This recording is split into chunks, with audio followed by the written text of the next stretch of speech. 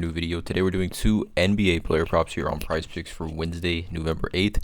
Before we get started, link is in the description below. Hop into the premium Discord at $9.30 per month, 31 cents per day, to where I post all the plays I'm making on PrizePicks. We also have other premium cappers in there as well. They post all of their plays, research, and analysis, and really everyone in there, everyone that's a member in there posts all their plays, their thoughts, their reasoning for specific plays and things like that. So again, super positive community. Link in the description below for that. I'm also going to mention I'm not a gambling expert and this is not financial advice. Simply plays I'm personally looking at making. Hopefully give you guys some insight and analysis to then make your own player prop decisions here.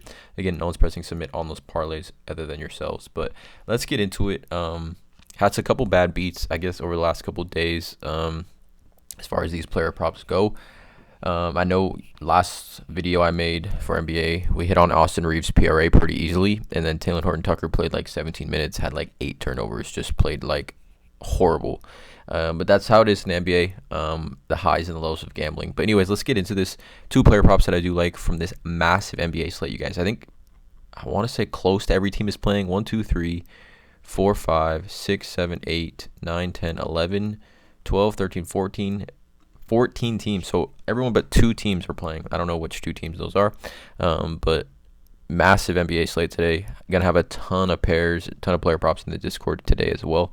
But 2 free plays for this video here. Let's not waste any time. Let's get right into it. So the first play is, they're both gonna be fantasy scores actually, and the first play is gonna be Paul George. I think it's over 33.5. I think it's just a little bit too low, and I think obviously the books are accounting for James Harden being in the lineup, and them just the Clippers in general just having a ton of mouths to feed.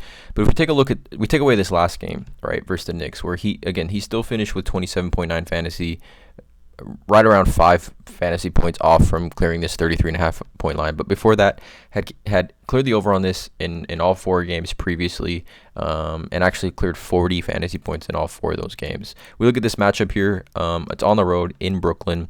Brooklyn's competitive team, right? They've got good players on that roster, and I expect this game to be competitive. It's not like the Clippers are some ridiculously this ridiculously good team right now.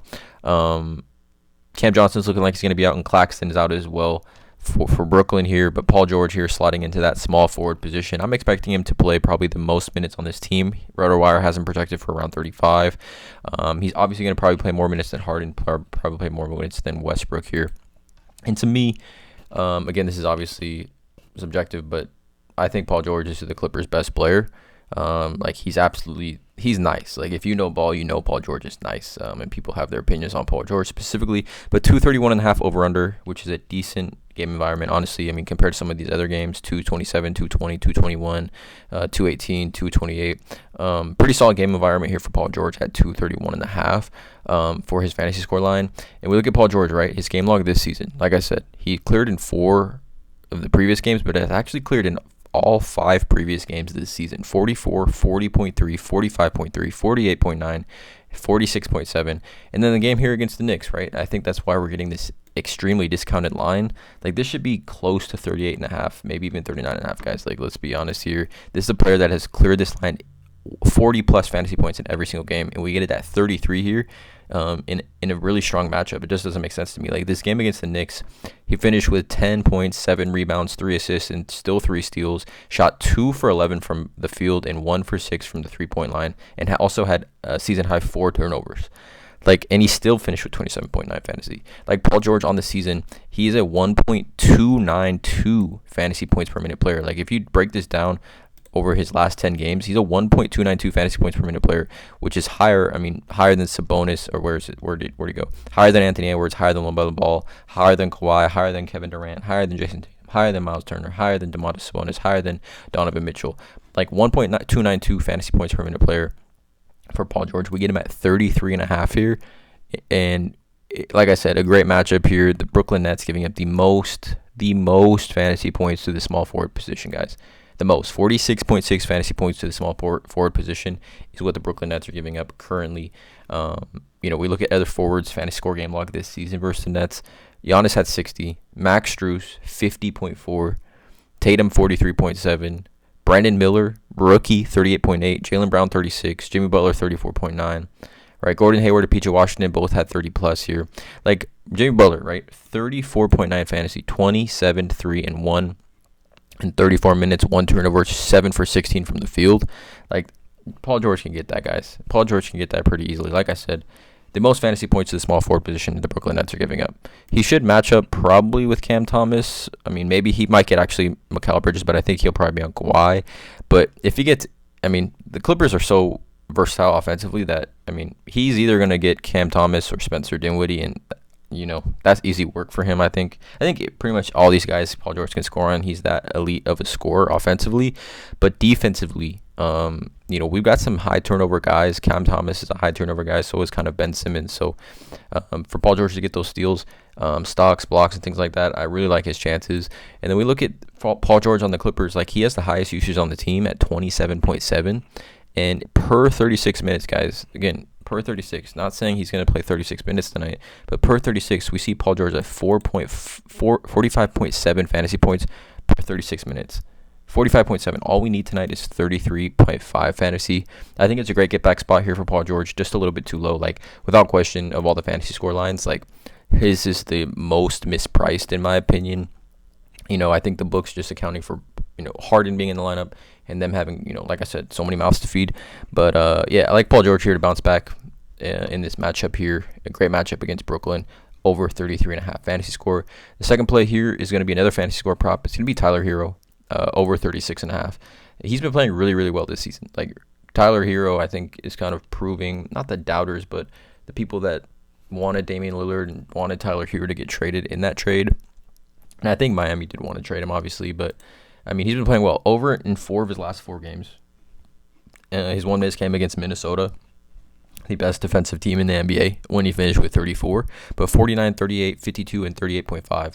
And why I like Tyler Herro here, right, and this is his game log for the full season. He's actually over this line in 5 of 7 games. Like I said, 29.9 in that first game of the season versus Detroit, where I feel like they were kind of unsure of his role specifically. Also did not shoot the ball well in that game, 29%, but still took 24 shots. 38, 38, 44, 49, and 52.5. And what I like about this here is that, like, right, this game against Minnesota, obviously the best defense in the NBA, he still finished with 34 fantasy, played 40 minutes. In all 3 games on the road this season, he's played 40 minutes. Minnesota, Boston, and Milwaukee, and he's cleared the over on this line in 2 of 3 games. Versus Boston on the road, 44 fantasy, 40 minutes. Versus Milwaukee on the road, 42 minutes, 49.1 fantasy. All right, and just look at the volume and the usage that he's getting, right? The field goal attempts, he's had 20 plus field goal attempts in every single game, except for this game against Washington, which I think ended up being somewhat of a blowout. Or actually, this game actually was pretty close, but 17 plus field goal attempts in every game, but 20 plus field goal attempts in every game. We look at all the games here for Tyler Herro on the road, 23, 20, 21 field goal attempts. So we're talking about a player getting 20 field goal attempts. His usage for the Miami Heat has just been actually crazy. We take a look at his usage in players that have played 230 minutes this season. Tyler Herro is 1, 2, 3, 4, 5, 6, 7, 8, 9, 10, 11th highest usage in the NBA. Like, Tyler Herro has higher usage than Jalen Brunson, Julius Randle, DeMar DeRozan, Scotty Barnes, Dante Murray, Paolo Banchero, Anthony Davis, Mikal Bridges, Dennis Schroeder, Vucevic, Siakam, Jalen Williams, right? We're talking about Tyler Herro having elite usage here on this Miami Heat team. Like, last season, Tyler Herro versus the Grizzlies, he cleared the over in both games. And actually at Memphis last season, I mean, similar, close to around the same time, 47.1 fantasy. He played 40 minutes, 23, 13, 5, and 1. And I'm sure in this game, let's see who played. Jimmy Butler, Bam Adebayo played, Kyle Lowry, Caleb Martin, Gabe Vincent was there, Max Strus was there. So even when his usage was down compared to last season to now, he still finished with 47.1 fantasy against the Memphis Grizzlies in this exact same scenario. Now, I personally don't like to compare like year to year, like players like, you know, you'll see LeBron. LeBron has hit this line in 9 of his last 10 against this team. Like, you can't really account that because teams change, coaches change, systems change, rotations change, players change, the players don't change. So, but comparing last season to now, obviously the Memphis Grizzlies are much worse defensively this season. They did have Marcus Smart, but I'm not worried about Marcus Smart. We can see here Tyler Herro's fantasy score game log against Marcus Smart. I mean, last 3 games specifically against Marcus Smart, 41, 41, and 40 fantasy points against him. So not too worried about the matchup with Marcus Smart specifically. We look over on Outlier. Again, there's a link in the description. You get a 7-day free trial with Outlier. The odds aren't great for us in comparison to Fantasy Score, but again, I don't think the books have kind of synced up with Tyler Herro's usage and how he's been playing. He is minus 250 to get a steal tonight, which again, the steals do help the fantasy points tremendously. But given that his Fantasy Score line, and let's actually look, his Fantasy Score line and his PRA,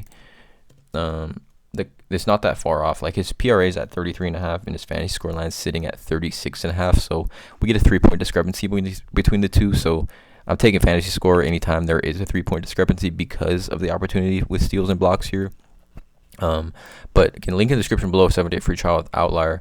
But specifically with Tyler Herro, right, where we look at his over 33.5 PRA, right, and obviously this positively correlates. Last 20, he hasn't been getting the minutes, right, but we take a look at even last season, right, we break this down to when he does play, let's just say 33 plus minutes a game, like 23 of 53, it's decent, but you have to understand that Tyler Herro's usage has gone up tremendously this season with the Miami Heat, right?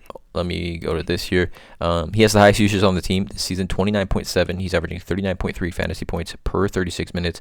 The highest usage on the team. When he's on the court, he has the ball in his hands, and he is operating as the point guard, right? He really is the point guard in half-court sets, bringing the ball up the floor a ton. We know Kyle Lowry's the point guard technically, but Kyle Lowry's playing like 23 minutes a game.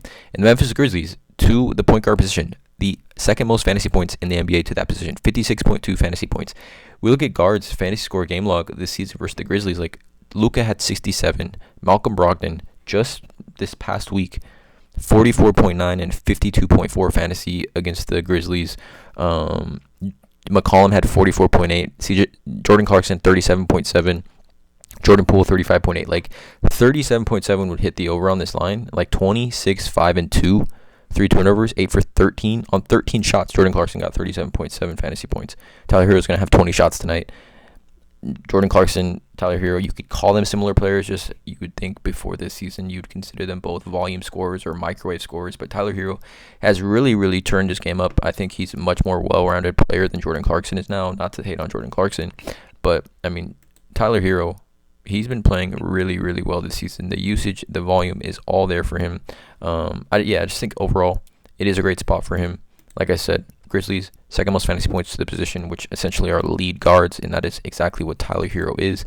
Look at his game log this season, guys. 40-plus minutes in all 3 games on the road, 20-plus field goal attempts in all 3 games on the road. Great spot for him. These are the 2 plays for this YouTube video. Not overthinking these. Just 2 guys that have high usage and are playing well. Let's not waste any time. Drop a like on this video, guys. Check out all the links in the description below. Hit that subscribe button, and as always, let's cash.